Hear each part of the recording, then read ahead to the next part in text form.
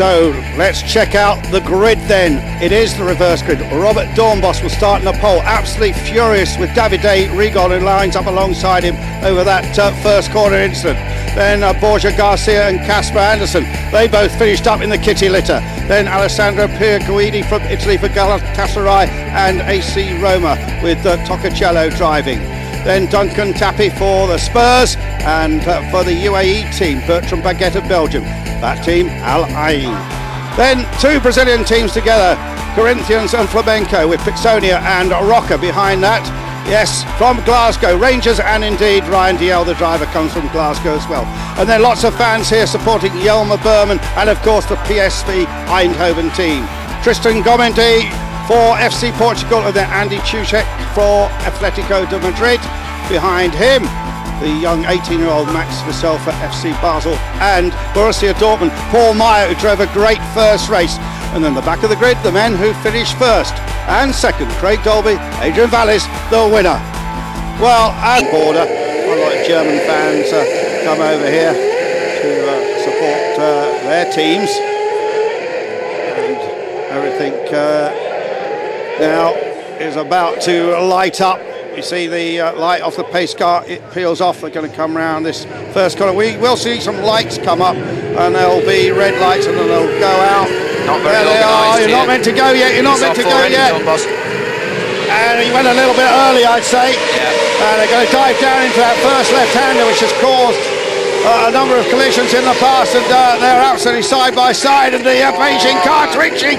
The Beijing car snaps sideways, and Dornbos trying to go all the way around the outside. Discretion is definitely the better part of valour. Through the canal turn, he drops us back into second place.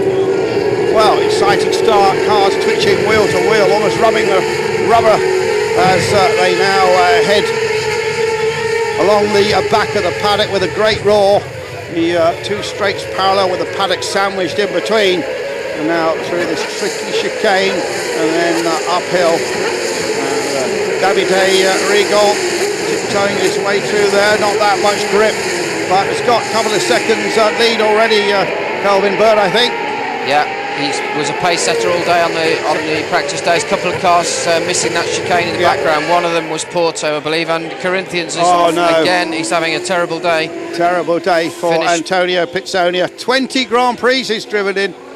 You wouldn't know it at the minute. No, he finished race one in the gravel, and that car's not in a safe place. Let's hope we don't see a safety car, but off and away in the lead is Davide Rigon for Beijing. He was a pace setter during the practice day, and he's away. He's got a 2-second lead. Falling back is the AC Milan car of Dornbos. And I think he's maybe holding some others up, isn't he? Just looking at that.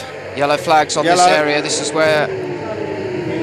Is that yellow flags for safety car? I've just seen a car. Safety car is out. Yeah, yeah. So everyone will close up again.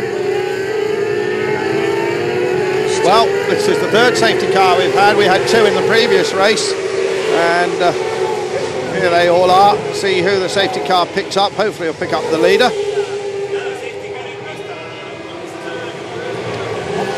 This is just while they remove that Corinthians car that's very close to the edge of the track. And they haven't, unfortunately, picked the leader. They're halfway down the field, so the rest of the field will make its way round and catch up with this safety car. He's got the Eindhoven car, who isn't the leader. Dolby made up 4 places. He's in 14th place at the moment. And Liverpool, he made up a couple. So, in fact, Craig Dolby for Anderlecht in front of Adrian Valles for Liverpool, reversing their positions in the race. They've got some action down in the pits though, and problems for Rangers and Ryan DL. They're telling him to get out. Whatever the problem is, they're not going to run that car. This is the one we saw go through the gravel trap on the chicane, and they just tapped the driver and said get out, and it's game over for him. There you see the steering wheel complete with the paddle shift behind. That's how they change gear. There is no traction control on these cars, so they're quite a handful in the weather. That 700 odd horsepower comes racing in. And the safety car waves through the field, and the reason for that is because he didn't pick up the leader. So waved through all of these midfielders, tail enders, and wait for that green car, the leader, the erstwhile leader. He needs to be positioned behind the safety car before they restart. Beijing car of Rigon, followed by AC Milan, followed by Olympiacos. Now, there's been a position change there because Sevilla was third at the end of the previous racing lap, so keep your eye on that, whether something untoward's gone on there. So they're under a safety car period here at Zolder in Belgium. Still shuffling them around a little bit till everybody gets in their right order. The car that caused this in the gravel, the Corinthians car of Pisonia, that's been removed already. So once the field is bunched up, we would anticipate they start on the next lap. See all the colours of the football teams here. All the drivers have race suits also in the strip of the appropriate football team. Don't think anybody's got the away strip on. I don't think I know all the colours. Most of them are in the colours of the squad. The Beijing club, of course, isn't that well known. Quite a small football club, also trying to make its way in the Chinese league. Football very popular in China, of course.